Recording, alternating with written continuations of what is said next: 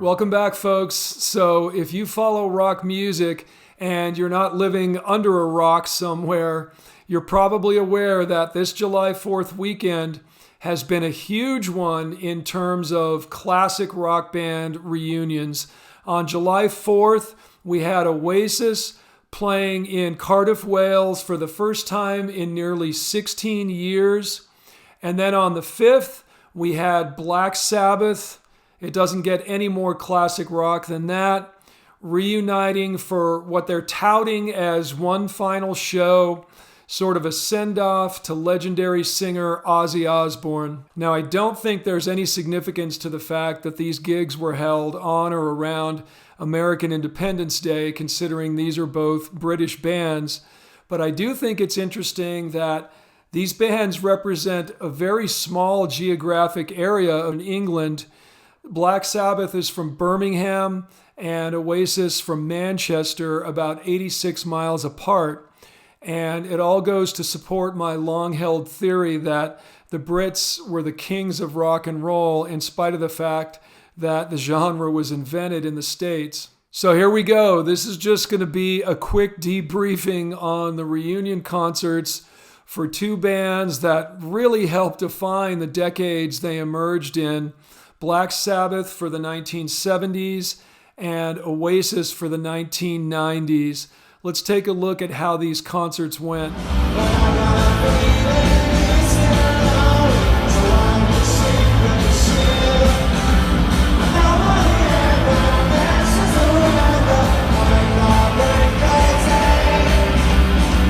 Apologies for the poor sound quality. There's basically just a lot of bad bootlegs floating around YouTube right now.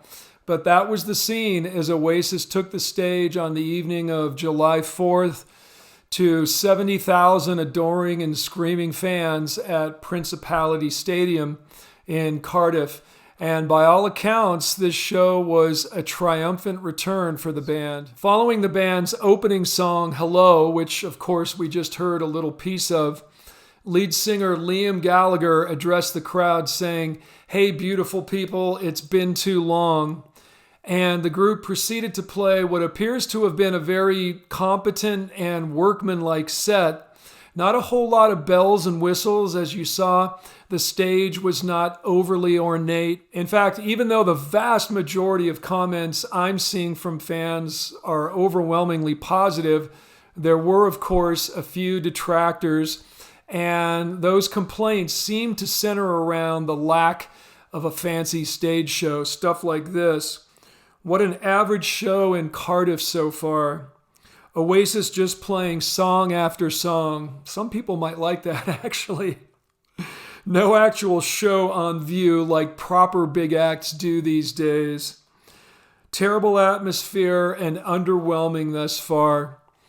But you see, you'll never win with everyone, right? If you talk too much on stage, someone's going to get frustrated and yell out, "Play a song." I've heard it many times before. And besides, Oasis was never a band that was known for their on-stage theatrics. It was always much more about just getting up there and playing the music.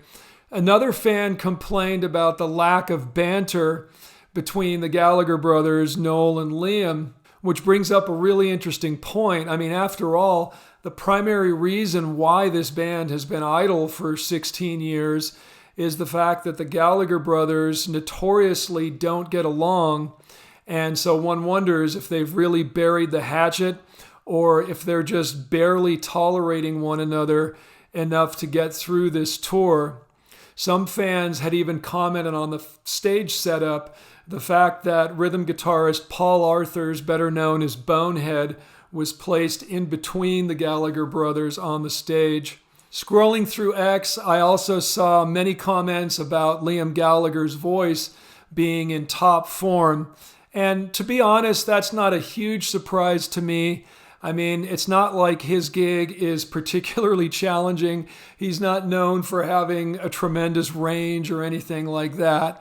He's one of those rock and roll singers that's mostly attitude, and that's fine. It works really well for him. At one point, Liam made reference to the exorbitant ticket prices that fans had paid for this show, asking the crowd if it had been worth the £4,000 they paid so far. Remember, this was just the first show of a pretty lengthy tour for the band. It promises to be very lucrative. They've got multiple dates in all the cities you would most expect.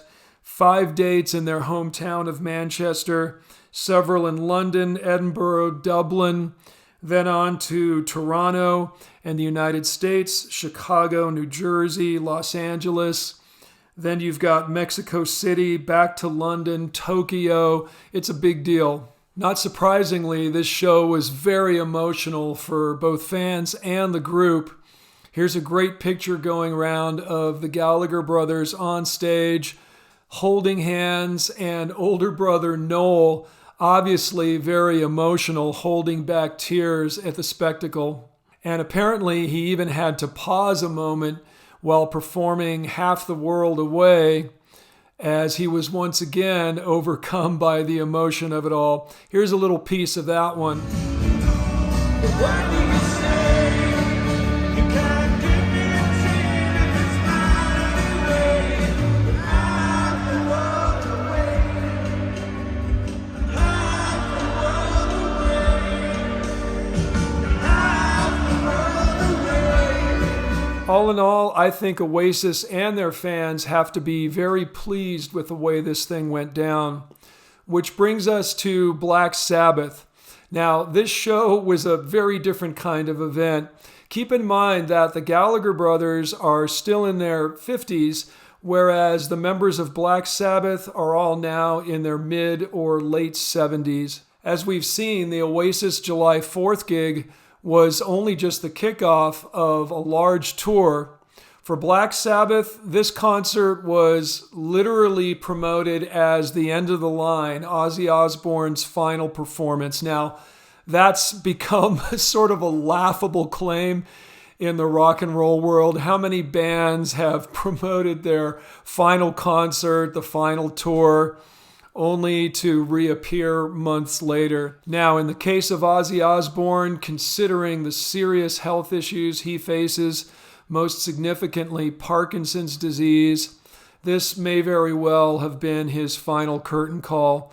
On the other hand, it wouldn't totally shock me if he made a brief appearance on stage here or there somewhere over the next year or so. Time will tell.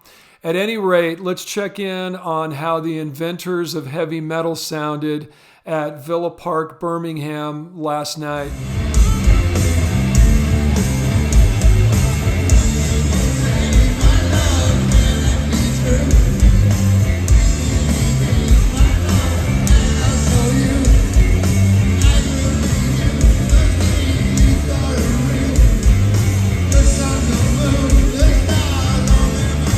Okay, so clearly by any objective standard, Ozzy is not performing at peak level here. And of course he's not. The man is in very poor health. And honestly, the fact that he was up there at all, giving it his best, is pretty inspiring, although I have to admit, a little sad for me to have to watch. It actually hurts a little bit as a guy that grew up listening to him. But here's where, no matter what I say, some Sabbath superfan is going to come into the comments saying, "What are you talking about? He sounded better than ever. Let's see you do better. Ozzy is a legend. What have you ever done?" And on and on and on. And you know what? If it makes you feel better, go for it. Bottom line, this show was never about Ozzy Osbourne giving the best performance of his life.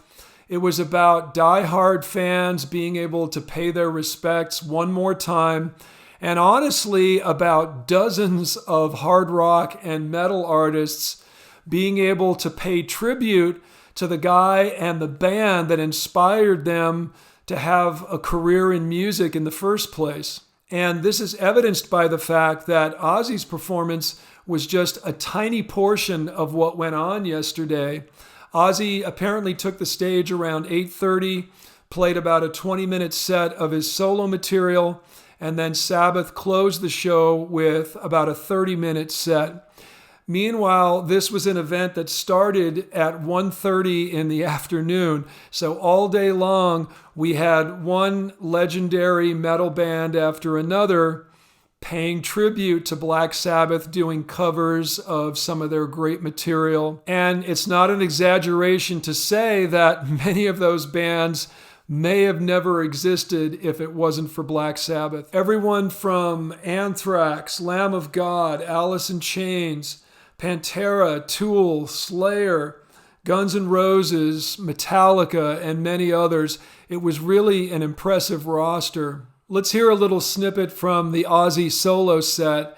You'll hear the unmistakable sound of Zakk Wylde on guitar here for Crazy Train.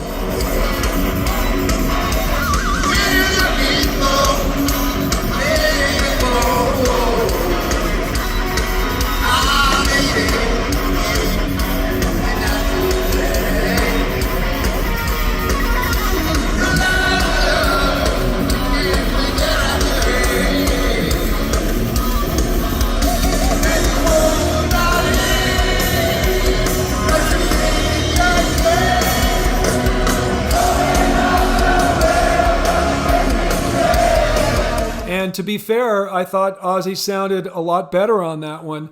Of course, the Ozzy set came before the Sabbath set, so it's quite possible that he was getting a bit fatigued by the time NIB came around. That's the one we heard earlier, of course.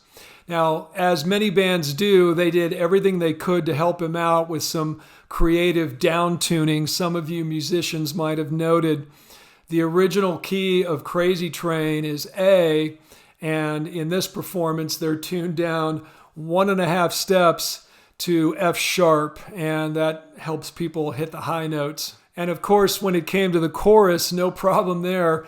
Clearly, the fans were happy to take over and sing it for him.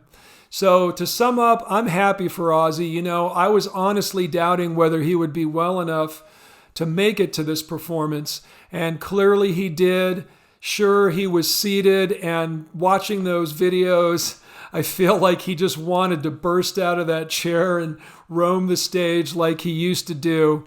But it's great that he was able to show up for this fan farewell. And Oasis too, it's great that they're back on track. Who knows whether this tour will lead to another album? I think that would be really interesting.